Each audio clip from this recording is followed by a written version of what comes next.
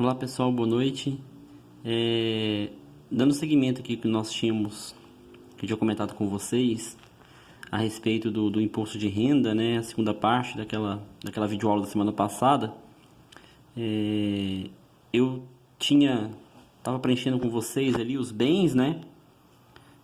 Para explicar para vocês a questão de como preencher os bens e direitos de uma declaração. Eu já preenchi aqui os bens, já trouxe preenchidos para vocês, tá?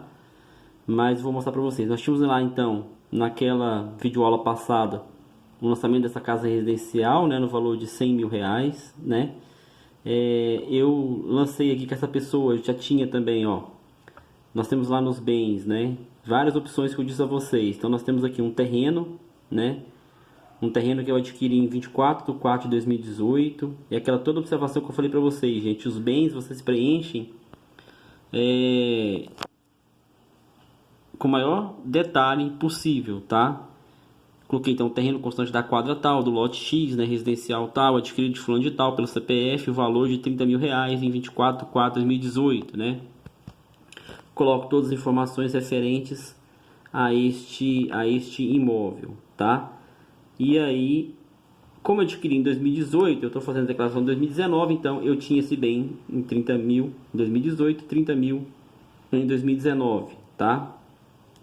Então, na minha avaliação patrimonial desse cliente, a casa que eu tinha adquirido em 2018 também por 100.000, permaneceu em 2019 com 100.000, o terreno 30.000, permaneceu com 30.000, né? Coloquei aqui também nos bens dessa pessoa um veículo, né? Lá vocês vão preencher lá nas fichas de bens e direitos, ele tem um veículo, né? Então você vai colocar o código Renavan, é obrigatório você colocar um código Renavan, tá? Exigência da Receita Federal do Brasil. Então você coloquei aqui um exemplo, né? Um veículo Fiat Senna alienado fiduciariamente, tendo pago de entrada o valor de 20.000 na data de 1/12/2019 e o restante em 36 parcelas de 680. Aí, um detalhe. Quando você vai lançar um bem, no caso, vamos supor que fosse pago à vista esse veículo, tinha gasto lá 50.000. Você colocava um veículo, marca tal, chassi, placa, cor, tá? Vocês estão colocando todas as informações detalhadas do bem, como eu disse, tá? Compro de fulano de tal, na data tal, CPF no valor de 50.000, né? Quando ele é alienado, ele é financiado, o que vocês têm que colocar? Se foi dada alguma entrada, vocês têm que colocar o valor da entrada que foi dado naquele bem, naquele veículo, e discriminar a quantidade de parcelas e o restante financiado, tá? Ah, Demis, mas aqui você falou que financiou 36.680 e colocou só os 20. Porque nesse caso específico aqui, ele comprou em 1/12, pagou só os 20 e as parcelas começariam em 2020, né? Então, você vai acrescentando de acordo com as parcelas, tá? O bem ele vai somando a cada ano, tá? Então, aqui eu colocaria 20.000. No outro ano, o saldo dele em 2019 seria 20, mas o saldo em 2020 seria os 20.000 mais a quantidade de parcelas que ele pagou naquele ano de 2000, nesse ano de 2020, né? Então, vamos colocar aquelas 680 cada parcela, vezes 12... 8.160, né? Mais 20.000, 28.160. Então quer dizer que lá em 31/12/2020 ele teria esse saldo pago de 28.160, né? E aqui você aumentaria no outro ano, né? Tendo pago no ano de 2020 o valor em parcelas, né? De 8.160. Tendo pago no ano de 2021 mais 8.100, e vai somando até fazer a quitação do bem, e você sempre vai corrigindo, tá, gente? O valor do bem, tá? Você sempre vai corrigindo esse valor do bem. Então é assim que você lança um veículo financiado, tá? Você lança o valor da entrada, né? A quantidade em parcelas, obrigatoriamente a quantidade de parcelas, tá? E aí você vai informando a situação do bem a cada exercício, tá? Então, esse cliente aqui, ele não tinha o carro em 2018, ficou com saldo zero. Em 2019, R$ 20.000 o saldo, né, dele. Coloquei aqui também, gente, que ele tinha um saldo em caderneta de poupança, né, junto à Caixa Econômica federal, agência, conta, você tem que colocar todos os detalhes, tá? CNPJ, é do titular a conta. Se fosse dependente, você marcaria ali o dependente, tá? Coloca aí o banco, né? Seleciona o banco, ele já traz os preenchimentos, coloca agência e conta. Então vamos colocar que ele tinha aqui na caderneta de poupança R$ 2.600, tá? E no ano de 2019 ele passou a ter um saldo de 8.000, né? Então você tinha lá no extrato que ele apresentou para o imposto de renda 8.000. Então aqui, gente, você coloca os saldos, tá? Então em 2018 tinha um saldo de 2.600, em 2019 passou a ter um saldo de 8.000. Você confirma, né, a informação desse bem. Aí você vem em outro bem. Eu coloquei aqui que ele também tinha uma conta junto ao Banco do Brasil, tá? Aqui já não seria conta poupança, seria uma conta corrente mesmo, tá? Que o titular era o responsável pela conta, né? Uma conta junto ao Banco do Brasil, a agência, mesma coisa, gente. Detalhes, tá? Do preenchimento dos bens e direitos, tá? Isso sempre tem que ser colocado. Então, ele tinha um saldo inicial de 2.500 em 2018 e passou em 2019 com um saldo de R$ 9.000, né? Então, aumentou esse saldo que ele tinha na conta corrente para fins do imposto de renda, tá? Dá OK aqui. Então, esse contribuinte só tinha isso aqui de bens em seu nome, né? Então, observe, ó. Em 2018, aqui embaixo ele vai fazendo um somatório. Ele tinha então um patrimônio de R$ 135.100. Em 2019, essa pessoa passou a ter um patrimônio de R$ 167.000, né? 135.100, 167.000, né? Houve o que aqui, gente? Uma variação do patrimônio positiva, né?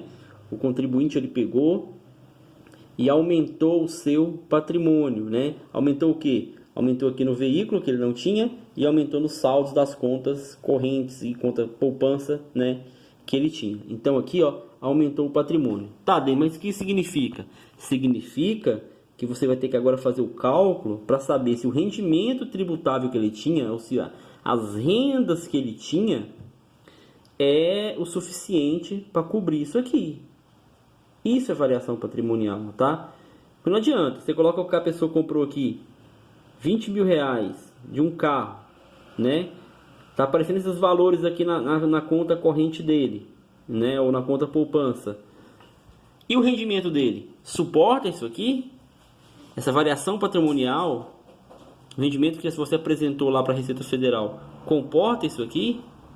Né? Que muitas das vezes a pessoa, até acontece, pessoas que emprestando a conta para terceiros fazer depósito, coisa nesse sentido, o cara passa com um saldo muito alto lá na conta corrente, influencia totalmente ali na variação patrimonial dele ou na patrimonial dele, ou por exemplo,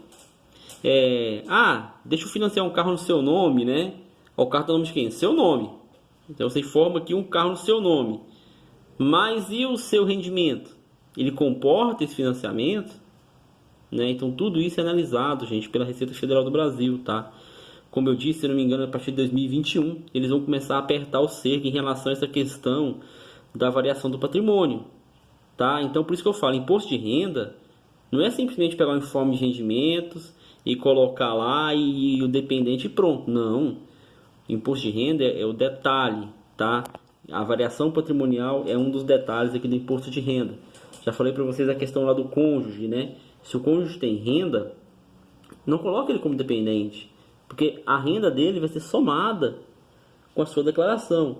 Faça a sua declaração à parte, faça a declaração do cônjuge à parte, tá? E você pega e transfere os bens aqui para sua declaração, tá? É melhor fazer esse tipo de situação. Aquele dia que eu falei para vocês, você vem aqui no novo, nos bens, você tem lá o último código,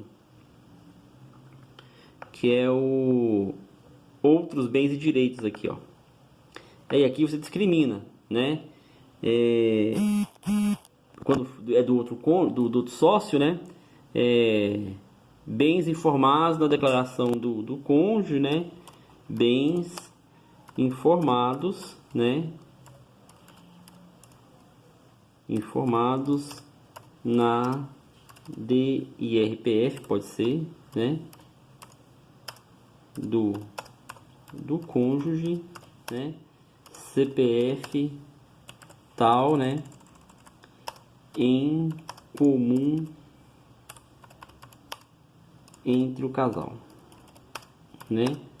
Então você informa isso aqui, o valor zerado aqui, tá? É somente uma informação para que a Receita Federal saiba que os bens daquela pessoa estão informados na declaração do cônjuge dela, tá? Então, em comum entre o casal. Então, vamos supor que eles tivessem como bens, por exemplo, um apartamento, né? Se tivesse o nome da esposa da pessoa, um apartamento, aí você vinha, colocava apartamento, colocava os dados do apartamento e tal, e aqui você colocava um apartamento, sítio, a rua tal, transportados da declaração de fulano de tal, em virtude dos bens estar em comum entre o casal, né? E aqui embaixo você colocar o valor do bem, tá? Então esse é um detalhe em relação à questão que eu disse quando você declara tudo em separado, tá? E por que é vantagem isso? Porque muitas das vezes talvez você tenha um imposto a restituir e você colocando sua esposa, seu esposo como dependente, você informando a renda dele, ao invés de você ter um imposto a restituir, você já tem um imposto a pagar, né? E não é nada, é legal, totalmente legal você fazer isso, lançar a declaração em separado, tá? Lançar os bens em comum, e aí a importância lá do início de você marcar aquela opção que eu falei na aula passada, né? Aqui na identificação do contribuinte, de você pegar e colocar aqui, ó, o cônjuge e colocar o CPF. Para quê? Para que a Receita Federal saiba que aquela pessoa é seu companheiro, né? E inclusive o rendimento tributável daquele companheiro que você tem, ele vai auxiliar aqui na sua declaração, na sua variação patrimonial, tá? A Receita Federal considera isso. Antigamente, quando você colocava o CPF até 2014, se não me engano, quando você informava o CPF, não, 2015, quando você informava o CPF do cônjuge, automaticamente ele puxava os rendimentos tributáveis dele lá para sua declaração, ele já puxava automaticamente, tá? O sistema importava esses dados. A partir de 2016 não, basta você informar o CPF, ele nem puxa mais esses saldos, porque já sabe que na declaração do cônjuge, aquele saldo já aquele rendimento já auxilia você nessa variação do patrimônio, tá? Uma outra ficha que nós temos aqui, ó, só para demonstrar para vocês aqui, dívidas e ônus reais, tá? Vamos colocar que essa pessoa tinha um saldo devedor na conta bancária dele, na conta corrente junto ao Itaú. Ele tinha uma conta no Itaú e passou com saldo negativo de 350. Então, a dívida que ele tem com o banco, dívidas, tá? Você vai colocar aqui, ó, os R$ 350 que ele passou de saldo aí no ano de 2019, tá? Acontece, as pessoas têm aí, passa do limite, pega valores, é um empréstimo, vamos falar assim, para o banco, você tem que pagar para o banco, né? E aí você tem uma dívida com o banco, você coloca aqui os R$ 350, tá? A partir do momento que você for amortizando, você vai lançando os pagamentos e vai diminuindo o valor da dívida, tá? Quando eu coloquei a questão lá da conta poupança, detalhe, quando você tem uma conta poupança, você tem rendimento, né? A caderneta de poupança ela tem um rendimento mensal dos valores que você tem depositados. Então, você tem um rendimento. E a caderneta de poupança, esse rendimento, gente, é um rendimento isento, tá? Não há incidência de imposto de renda nos rendimentos da caderneta de poupança. Então, tudo aquilo que render o seu dinheiro, ele é um rendimento isento, não há tributação do imposto de renda. Gente, Demis, mas no próprio extrato, pessoal, no próprio extrato do banco que vem, ele vem detalhado quando o rendimento é sujeito a tributação exclusiva, quando você tem um rendimento de renda fixa, por exemplo. Quando você tem rendimentos da caderneta de poupança, ele já fala lá na coluna que é um rendimento isento, ele já indica que você tem que lançar aqui nessa ficha de rendimentos isentos, tá? Então eu coloco o rendimento isento aqui, vou colocar novo, né? Vou buscar as opções de rendimentos que tem aqui, e um deles é o rendimento da caderneta de poupança. Deixa eu pegar aqui para vocês. Aqui, ó. Rendimento da caderneta de poupança, letras hipotecárias, tá vendo? Então, rendimento da caderneta de poupança é o titular, né? Apareceu o meu nome automaticamente. Vou colocar um CNPJ qualquer aqui, tá? Como eu tinha na Caixa Econômica, que eu coloquei lá, né? Eu coloco aqui que é a Caixa Econômica, a pagadora do meu rendimento. E eu tive um rendimento, sei lá, de R$15. Não importa o valor, tá? Você vem e informa o rendimento isento que você tem lá. Opa, rendimento, tá vendo? Rendimento isento eu tive na minha caderneta de poupança, tá bom? Aí nós temos outras fichas aqui, pessoal, que são espólios, doações a partidos políticos, tá? Quem doar a partido político pode colocar aqui a sua doação, tá? No imposto de renda, tá bom? E aí você tem a opção aqui de verificar pendências. Lógico, como a minha declaração eu coloquei todas as informações assim, não de código Renavan, CNPJ, tudo eu inventei esses números, ele vai dar muitas pendências, tá? Mas quando tiver preenchido certinho com os dados corretos, você vem aqui, ele vai falar não há pendências, né? Ou advertência. Advertência, ele apenas adverte de alguma situação, mas não impede você de entregar a declaração do imposto de renda, tá? Sem problema nenhum. Apenas verifique lá o que está dando de advertência ali para você analisar. Como eu disse para vocês, no imposto de renda, no programa do imposto de renda, tudo que é de amarelo é uma advertência, o que é de vermelho é erro, e aí você tem que corrigir, senão não permite a entrega da declaração, tá bom? Aqui nós temos a ficha voltada para atividade rural, tá? Então, nós informamos aqui os dados do imóvel explorado, né? Qual que é a fazenda, se é no Brasil, se é no exterior. Você coloca a receita e despesa, tá? Do imóvel rural, qual que foi a receita bruta que ele teve, qual que foi a despesa que ele teve, tá? Você tem que fazer a informação. Aí ele apura o resultado, tá? Do imóvel rural, se deu prejuízo ou lucro. A movimentação do rebanho, pessoal, você tem que colocar aqui, ó, a quantidade de bovinos ou bufalinos, suínos, tá? Aquisições, nascimentos, aquela ficha que preenche, a gente preenche para agrodefesa, né? Você usa ela aqui para poder fazer as informações, tá? Os bens da atividade rural, você tem que colocar aqui também, um trator, uma máquina agrícola, qual que seja a informação do bem da atividade rural, você tem que informar. As dívidas vinculadas à atividade rural, também você tem que fazer a informação da dívida, tá? Da atividade rural também da mesma forma. Então, tudo isso aqui é a ficha da atividade rural. E aí nós temos a ficha relativa ao ganho de capital, né? Que eu já falei para vocês, que é quando você já preenche, né, no ano anterior lá o programinha relativo ao ganho de capital, a venda de um bem, né? Você vem e faz a informação. Mas aqui eu chamo a atenção também para vocês do resumo da declaração, tá? É aqui que a gente vai verificar a situação. Então, nesse resumo da declaração, quando você clica na ficha rendimentos tributáveis, você aparece aqui, ó, com o valor que foi declarado daquele cliente, tá? Então aqui, ó, ele deu aqui que tinha R$ 68.900 de rendimento tributável. É o que eu coloquei lá no início, lá, pessoal. Aqui, ó, fiz até a alteração do que eu tinha colocado anteriormente, só para mostrar a questão da variação, mas aqui, ó, 68 mil de rendimento tributável, tá? Ele já traz essa informação. E aí, então, o total dos rendimentos tributáveis, 68.900, né? Aqui, ó, contribuição à previdência, ele puxa para cá os 4.589.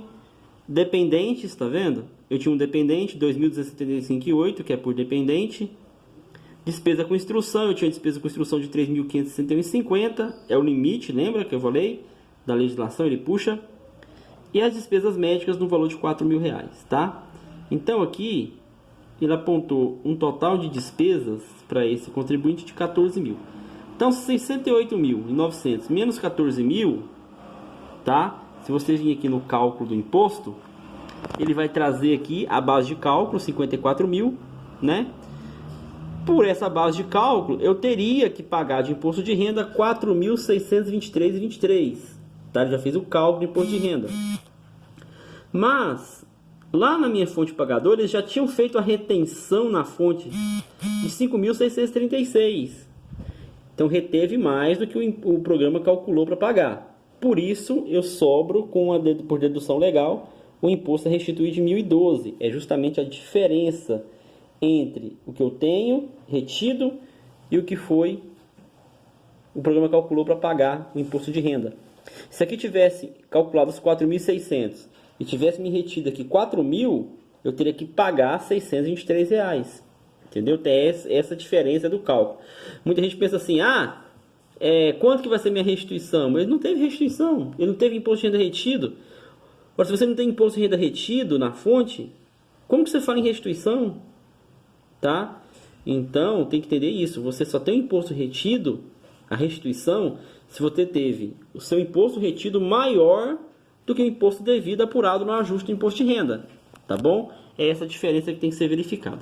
E aqui eu vou optar pela dedução legal, porque é mais vantajoso para o meu cliente, né, do que se eu optar pelo desconto simplificado. Um detalhe aqui nessa questão, pessoal. Uma vez que eu transmito a minha declaração do imposto de renda, vamos supor, dedução legal ou marquei desconto simplificado, transmitir. Tem que fazer uma retificação. Eu não mudo isso aqui mais, tá?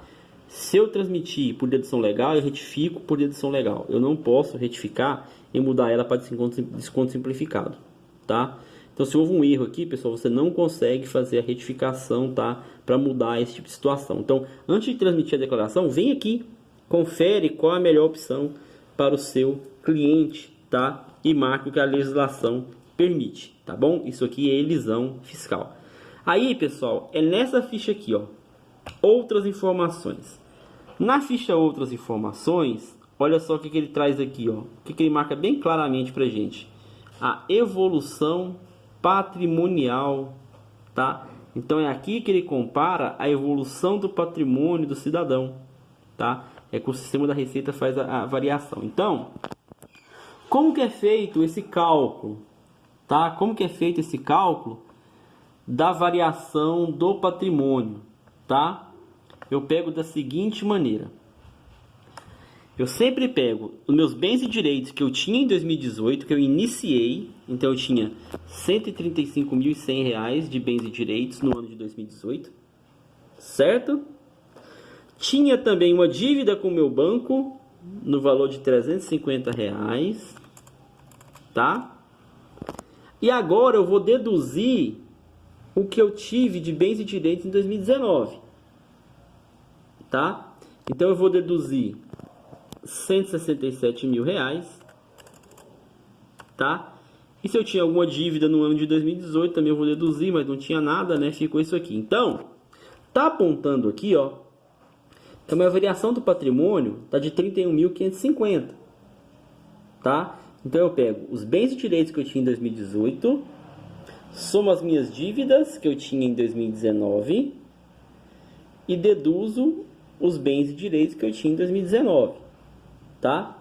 31.550. Então agora, meus rendimentos vão ter que superar esses R$ 31.550. E ainda sobrar um dinheiro, pessoal, que a gente fala o seguinte, que é, vamos supor assim, para a pessoa sobreviver, né? Então você não pode ter sua variação do patrimônio. Vamos supor, eu tenho uma variação de patrimônio de 31 mil e meu rendimento lá é 31 mil. Zerou. Ah, mas peraí. E para você sobreviver, seus gastos diários ali, né? Leve em consideração o quê? Você tem que ter uma folga financeira, tá? Para a Receita Federal tá entendendo. Não, né? Para ele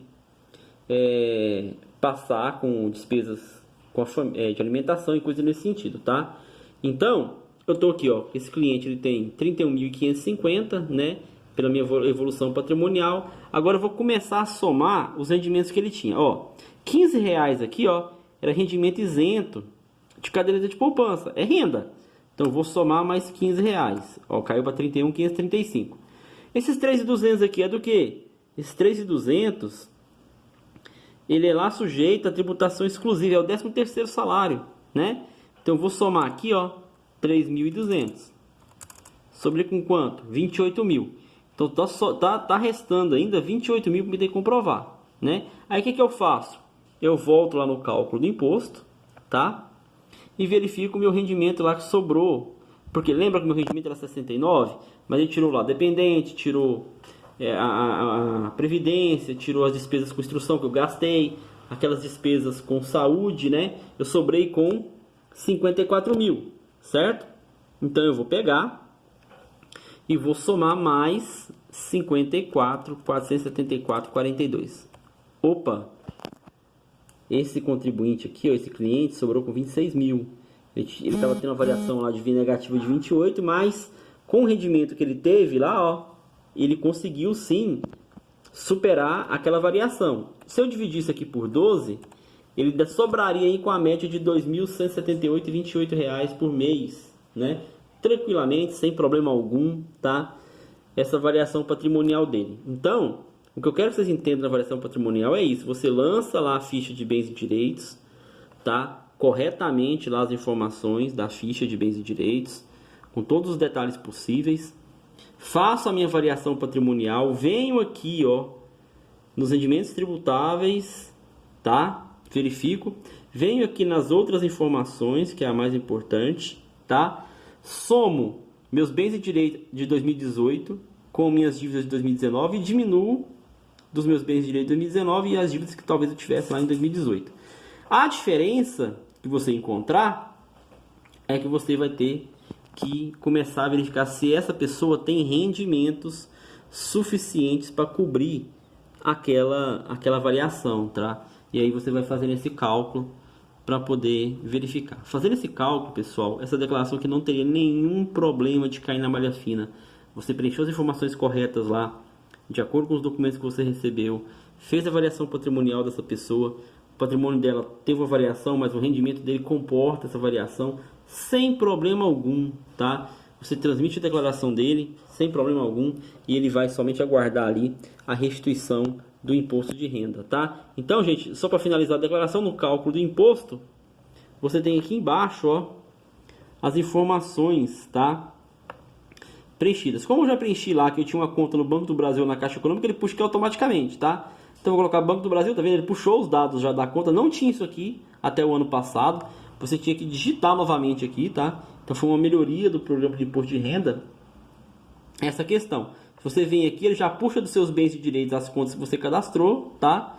E aí ele já traz aqui a declaração do imposto de renda. Para quê? Para que você tenha o direito da restituição, tá?